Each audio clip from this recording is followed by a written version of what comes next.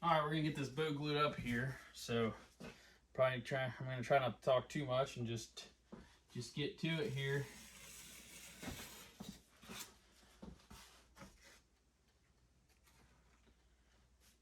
So the glue here is a 2-part epoxy. Just spread even layer, thin even layer on there. I warmed the glue up a little bit. It spreads a lot better. It gets a little bit more viscous or less viscous, whatever the proper term is for that. So basically we're working backwards from the outside, from the back to the front. So basically we're looking at this glass right here is the inside of the back of the bow. Flip this over onto that, and that's what you actually see on the back of the bow.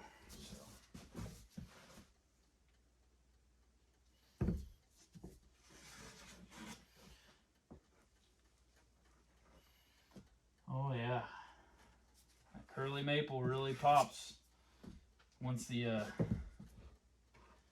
glue gets on there.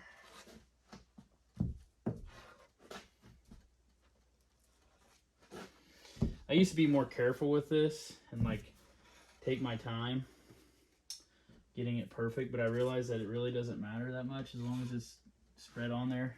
There's enough there. You really can't have too much. I mean, it just makes a mess if you do, but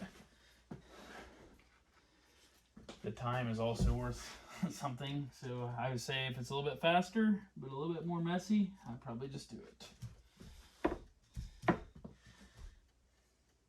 Center that up. So now I'm gonna put some glue on the back of this. I like to keep it off my paper. Keep using it.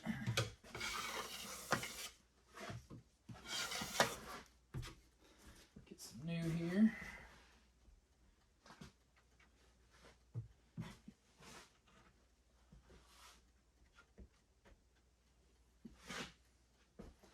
Just make sure all surfaces are coated. So everything gets coated on both sides.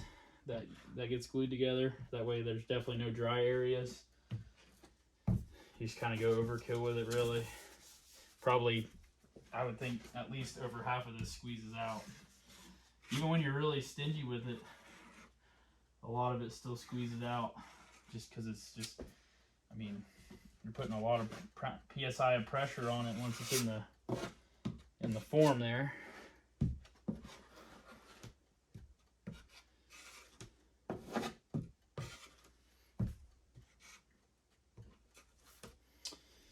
Okay, dry. Double check it and double check that veneer. Good to go. Stick it on there. Center that one up. Luckily the glue's thick enough it kind of holds stuff in place to an extent.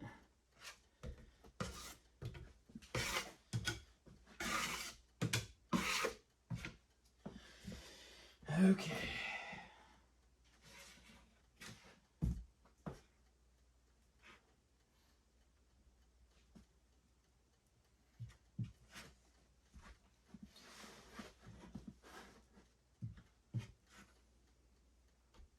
This is called EA40 glue. It's what a lot of bowyers use. Probably the majority, I would guess. Been used for years. It's good stuff. If you do it right, it works very well. Like I said, probably most bows out there are glued with this glue. A lot of them. There is other glues out there. I'm not knocking them. I've never used them, and I'm not opposed to using them. I just started using the Smooth On EA40 and just stuck with it.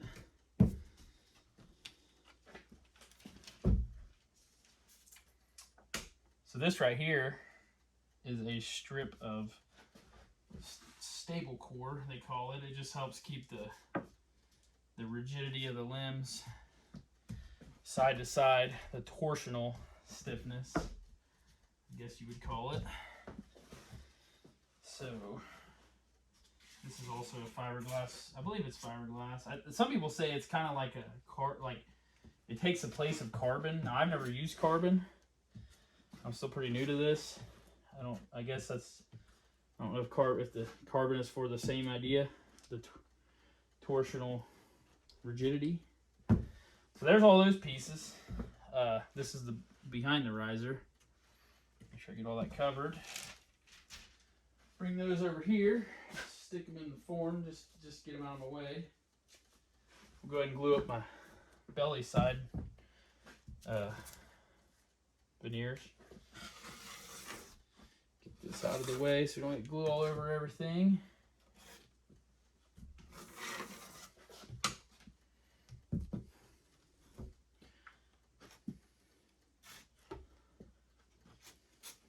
Yeah, the first bow I ever made, I probably took not 2 hours, but I don't know. The work time of this glue is long, but I don't know if it's that long.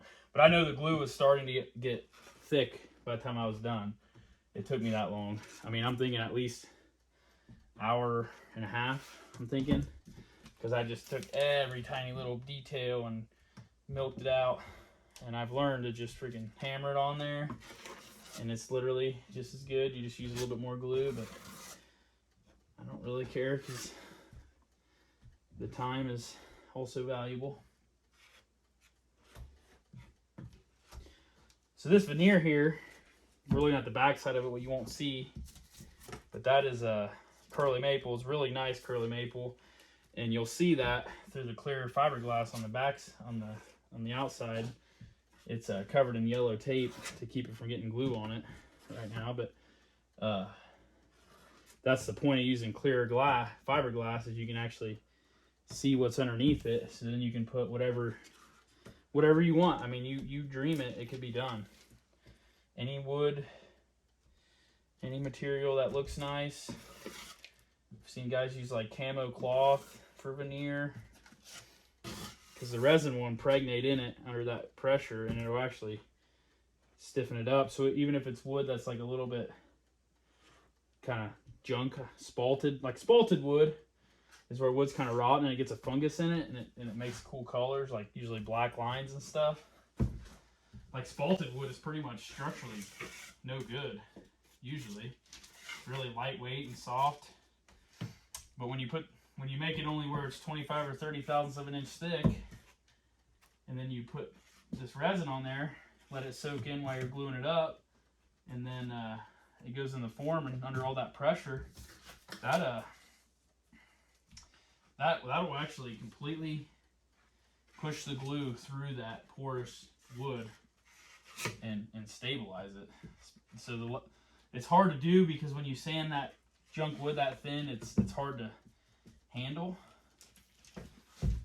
without breaking it. But some guys will glue a piece of wood to the back of it, or bamboo, to kind of, just to handle it, kind of pre-stabilize it, make it stronger. But I've done that on a couple bows. But usually I try to just get away with the veneer. Like I said, you can use whatever. If it's a little junky wood, as long as it looks, I mean, there's no point in putting a veneer if it ain't gonna look good, in my opinion. Like a lot of them old bows I've looked at, like some old, like vintage style bows, they didn't use that many laminations. I've even seen them where they just had like one core. So there's like 3 layers. There's like one core and fiberglass on each side. And it's still shot. I'm sure there's benefits and downfalls of each way, but there's no point in putting all that extra steps in there if you're not going to use a beautiful wood.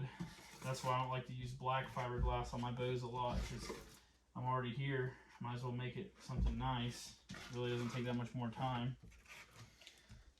It costs just a little bit more to use clear glass, but I'm not a penny pincher when it comes to this stuff. It really doesn't matter, because a nice bow is worth a lot of money. If you have to spend $50 extra on stuff to make it look nice, just spend $50, because it's really nothing. Especially if it's something you're passionate about. Alright, so double checking these, since I'm moving kind of fast and I'm not as confident as you would think. So I always mark the thick end of my taper, so they're obviously on there the right way. And I got my veneer on there. These are easy because they're just straight veneers. Sometimes when you put two different woods together, you try to line it all up. There's a lot to it. So now I'm going to glue this riser. Just put some glue on her. I'm going to have some leftover glue, man. Like I said, don't let that bother you. $5 of leftover glue here and there. It's better than running out when you're almost done.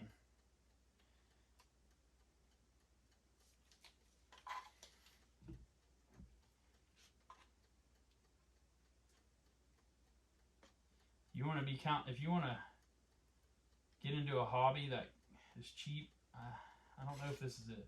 It's not bad. I was always into drag racing. This is honestly way cheaper than drag racing by a long shot, but it's still not a cheap hobby. I mean, just to acquire the tools that it takes to build a bow like this is a substantial amount of money. Alright, so turning around here, kind of got everything lined up just kind of close. I got a mark on this for the center. A lot of time I'll throw me this is the part that starts to get messy. A lot of time I'll throw me a clamp on there. My hands are so messy though, I'm not going to. Get the right end here. The right side is always the upper limb for me. Stick that on there. Lined up to the end. And I'll line everything out once it's on here. This stuff slides around good and easy. Stick that on there so it'll sit. Now I need to change my gloves because these are completely soaked in glue. Let's throw a clamp on here. Slide this back to the center. Tighten my clamp up just enough to hold it in place so I can get my strapping tape. She's already sliding majorly.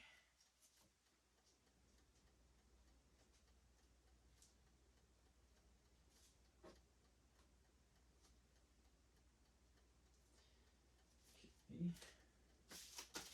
See how long I can make it till these gloves are completely saturated in glue. Oh, dang it. Can't peel tape when you have a glove on. If I get a little bit further here, then I can ditch the gloves, but I like to try to get a little further than I am now before I ditch the gloves. Strap this down, at least enough where it's not going to move. And since I'm thinking ahead, we'll go ahead and clean this clamp off because I'll be mad if I didn't later when that's dried epoxy on there. Just touching those clamps with these gloves, it'll ruin them. They get so much glue in them and they won't hardly work. Alright, let's see here. This needs to be slid up this way.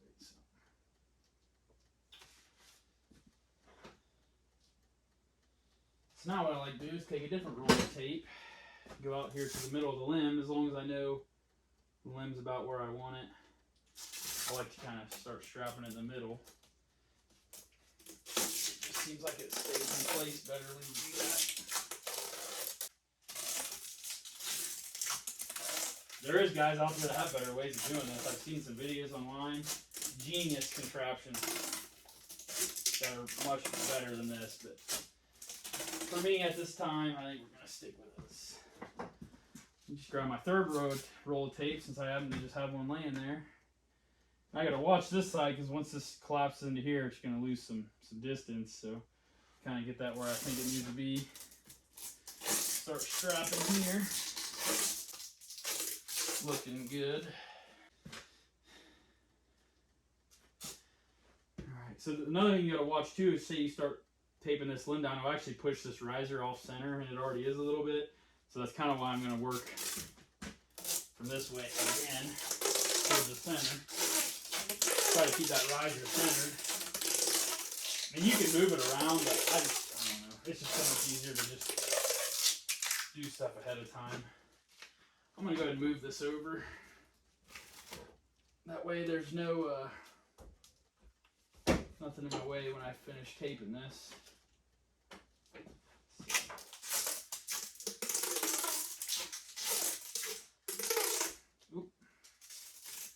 sometimes you gotta get, this is not the best tape I've ever used in my life. A lot of times the edge of the glass will cut it, which it shouldn't. It has fiberglass fibers in it so it doesn't get cut. Alright, so I'm starting to shove the riser back this way, so we'll go back over this side.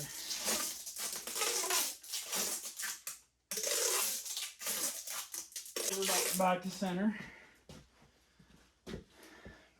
All kinds of tape over here. I can finish this side out. Oh. I had a good run of tape there for a minute. I didn't do that. And then I bought this and trying to get through it. I'm not going to buy it again.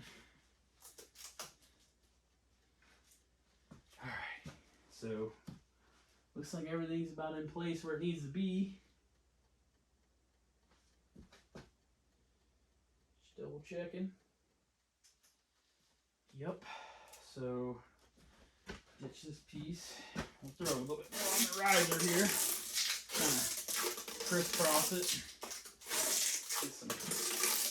Try to keep that thing centered. I actually try to keep an eye on this. I've ruined bows before where the riser moved too much and I didn't pay attention to it. I don't know if there's a better way of doing this where you don't have that. Like I said, I'm learning.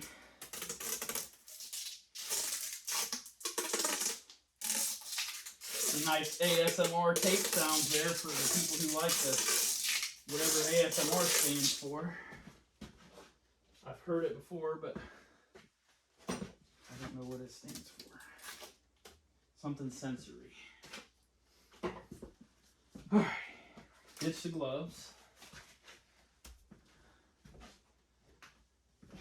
So now, before we get too far, we'll put some more plastic wrap on here. This just helps keep the glue from getting all over everything. Pretty self-explanatory.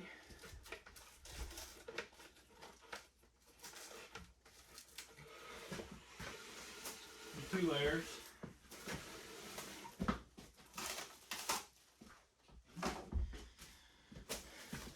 So now we will lay out our pressure strips, which are right here. These are just metal strips that kind of even out the pressure. Wrong ones. Up here. They even out the pressure from the air hose. I actually want to get some different ones. These are not the greatest thing. They're just metal from a box store, Home Depot or something. A lot of time I'll throw a strip of tape on these just to hold them in place so they don't move. I don't want nothing to move on here. I don't know if you got that drift already. Make sure that's centered too.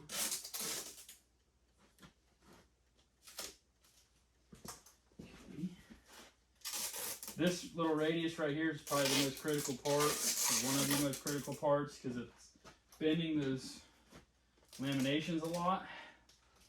So you have to make sure that that gets clamped down tight, or else you'll have gaps in your glue up, which are not a good thing.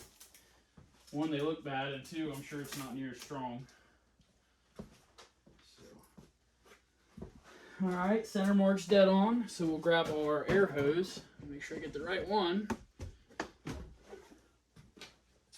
This is a fire hose, they say, or whatever. They call it a fire hose, don't really know what that means. I guess it's actual hose that they use for fire hoses. And it's almost too short. I need to get a different one. Alright, come here, get the top of the form.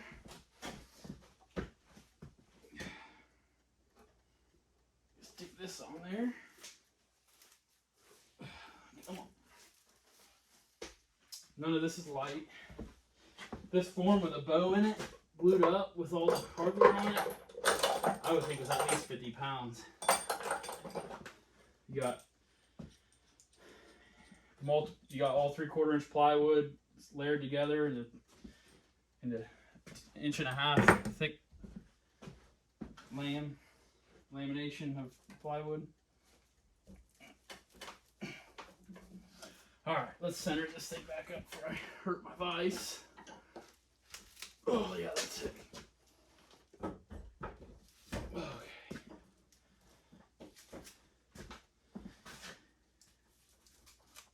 Need a hammer.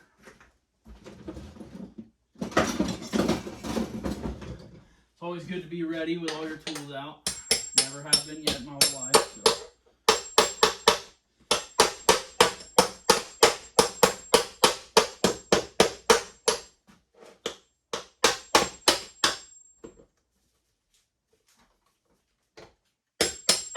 There she goes. Get all these started in there.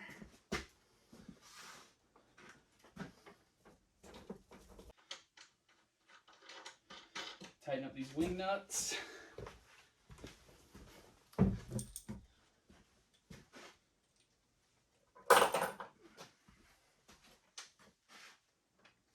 Another thing that would be smart is to just get regular nuts. I could just have my impact, bam, done. I have really good ideas at the worst times. Like right now when I need something and I don't have it. Before I get too far, I like to center up this air hose. You don't want it to be pushing offset or anything on the bow. Just kind of highball it centered.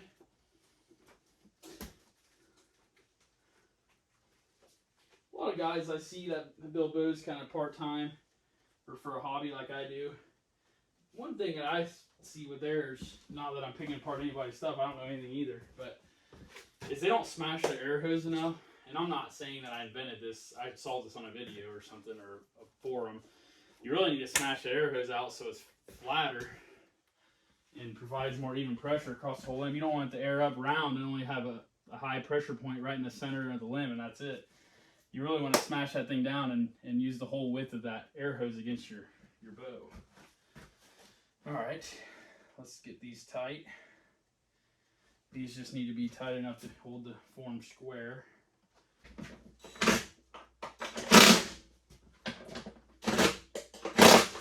Now that's not as tight as you would think. This impact's not that crazy powerful. It's just perfect for stuff like this. So now, this part right here will take a second. And sometimes I do this before I put the top on. I just decided not to. Today, just doing it different ways to see if something works better. But these are just little metal clamps that hold the sides of the limb that hold up against the side of the limb to keep the veneers from sliding side to side. So I throw those on there. Find my hammer. There she is.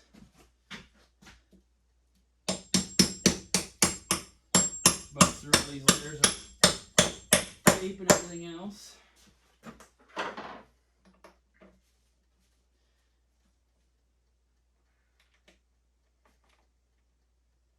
Now, see I got longer ones that go here to hold the riser in place. Just a little bit.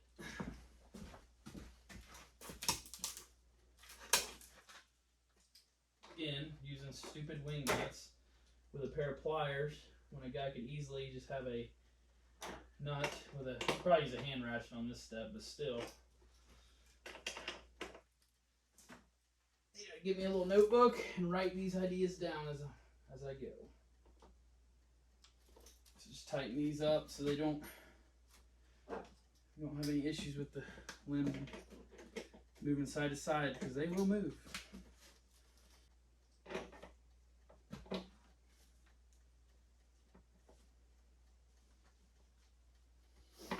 Okay, all good. So now I usually throw a couple pieces of blocks, a little blocks of wood in here,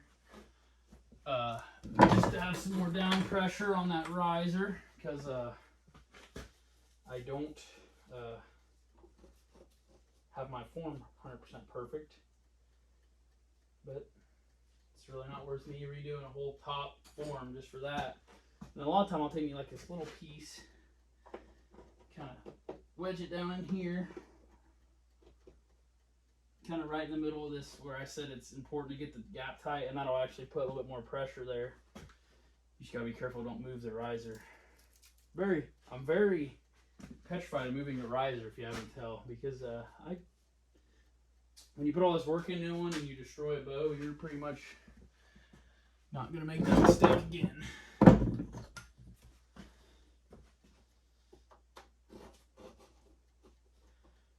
Okay, so there's those. Double check the alignment of the hose. Everybody good? Center's on. Let's pump this sucker up. Oh, that's heavy.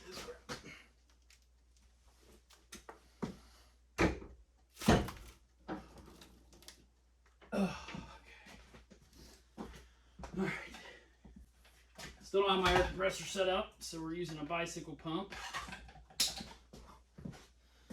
Works fine.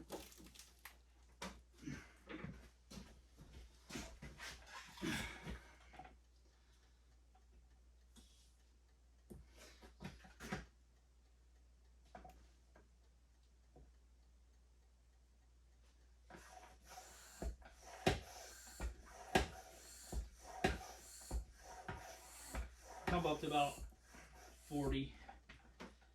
No, I think my thing's off 20.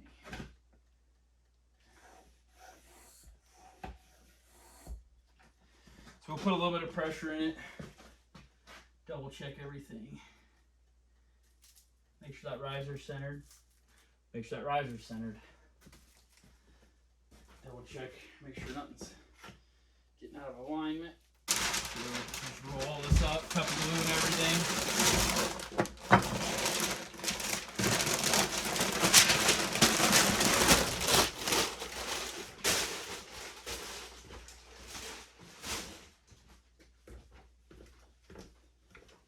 Come back to our air pump. Now that she's marinated, pump up a little bit more.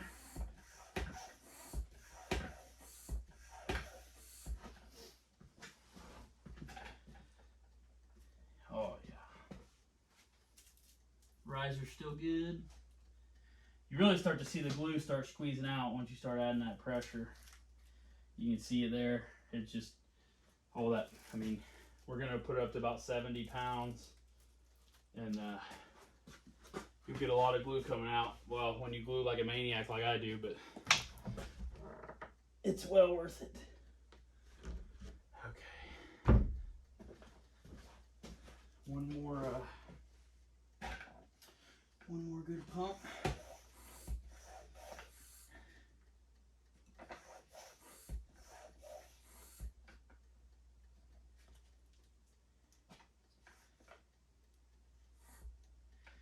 Okay.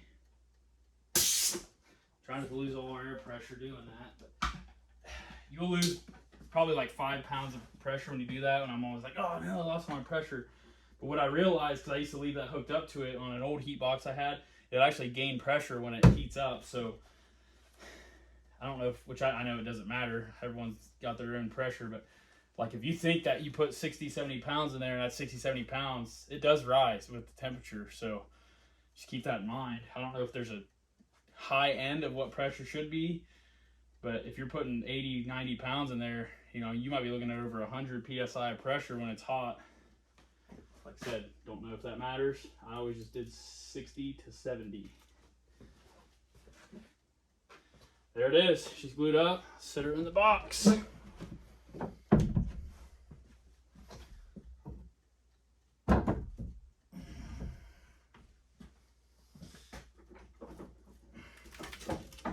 my strength training in today.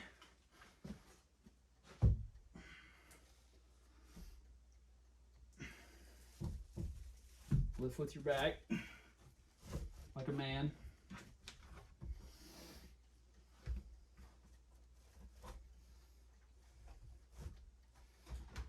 Okay, get her situated, and then I usually throw me a little clamp in here so she don't fall over, because I'm paranoid.